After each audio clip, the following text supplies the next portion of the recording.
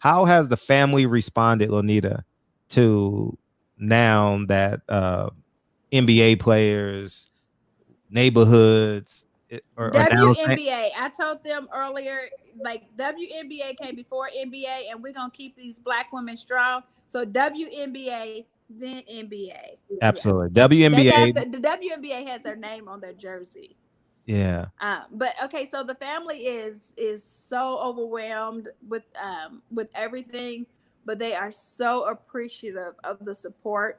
You know, for a long time it was just them and us fighting this, and no one was really paying attention.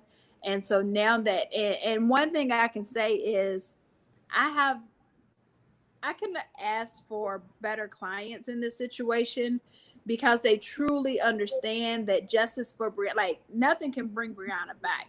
So justice for Breonna is going to be justice for our community and getting the much needed change. And that's why we really do. We push that. We can't like let the once this is not set. Once her name is not sexy to say anymore. Like we still got to continue to push for the changes that we're pushing for right now. So even once those offices are charged, guess what? We still got to be pushing for laws to be changed. Like we banned no-knock warrants in Louisville, our city, next for the state. But guess what? Every other city and state need to be banning no-knock warrants too because they're too dangerous, not just to civilians, but they're too dangerous for police officers, right? We need to be requiring body camera usage, right? If we're going to talk about reallocating funds, divesting from police departments, or down the ballot elections, like we got to continue to have those conversations even when it's not sexy anymore. Now that's on us, Lonnie. I know we got to push that. And I just want to say about the family, if they see this or if they watch this, when I tell you her family is amazing, you get a complete like idea of what Breonna was like. You can tell that they loved her so much. They're so humble. They're not at all interested in the hype or, you know, the national recognition that this case is getting. They want justice for their daughter and they're mad. Her boyfriend, Kenny, that was the first time he had come out to a protest that weekend that I was there.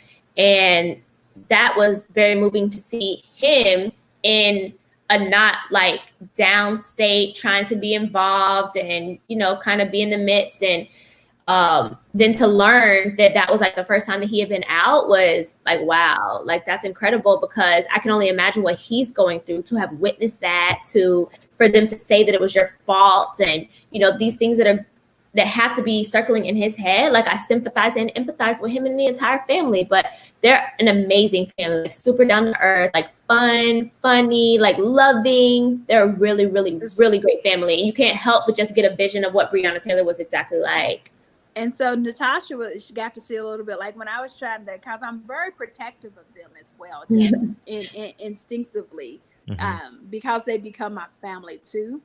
And so when the 87, the Louisville 87, as they dubbed themselves, when they were arrested, you know, we were out there and waiting for people to get out, not knowing how, I ain't never been to jail, so I don't know how long, even though I worked in the criminal justice system, I ain't know how long it take to get people out of jail. So we were out there waiting, and as it started to get later, because they protested, I want to say it's like 46 days straight here, maybe 50 something days, like they've been occupying. So, but around 10:30, 11 o'clock at night, it starts to get a little bit rowdier. And I'm like, you know, Tamika, maybe you all want to go home now. And she's like, ain't nobody got out of jail yet. I'm not going nowhere. And I'm like, but it's getting a little, you know. And Natasha tells you, like, she started crying, like, no, I want to wait. Like, please let me just wait. She's like, if it gets really crazy, I get in my car, I'll leave. So she's out there. I'm out there. We was out there to a good 3:34 in the morning before the first person. She wanted them to know that she appreciated the support that they gave her. So she wanted to show them by supporting them, waiting for them to get out of jail for that peaceful protest. So.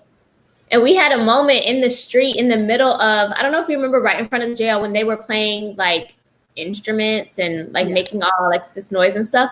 And I went to go talk to her, and I explained to her that you're just coming from a place of love. Like, it's a really difficult place that we are in as caring people, and attorneys, where we have to basically like straddle both of those, straddle that fence. And that it's not that she wants you to miss out on anything going on, or she doesn't want you to be a part of it. She's just concerned, and she wants you to be safe. She doesn't want, you to be in the midst of it. And she started crying. And I was like, don't cry. I don't do well with that. Then Natasha came back. She's like, she's crying. I can't. Yeah, but we made an agreement where she said, I was like, okay, where your car? Is anything blocking it? Nothing was blocking it. She's like, that's right there. She actually drives Breonna's old car now. And she was like, it's right there. And we made a pinky promise that if anything pops off, that she's gonna get in her car and just like leave right away. So she's not gonna stay far away from her car. So those are the kind of things that go on behind the scenes. And I think that that's a benefit of having a female attorney, especially one that looks like you, to advocate for you in these types of cases, especially because not once did Lanita, I definitely didn't, but not once did Lanita, was she pressed to try to get in front of the camera or to try to make sure everybody knew, like, I'm the attorney for, Breonna Taylor's family. Like, that's not the motivation behind this. Mm-hmm. And I remember going back to when I was a brand new attorney and I would be in trials and my boss would say, okay, well, like, you take care of the family. And it was no problem because I can do that. And then I can be like, okay, switch, put on a new hat and like go right back to being the attorney. But I think that that's one of the gifts that, especially us as Black women, that, we possess, that y'all don't get, Frederick. Can I ask a follow-up question? Of course. Okay.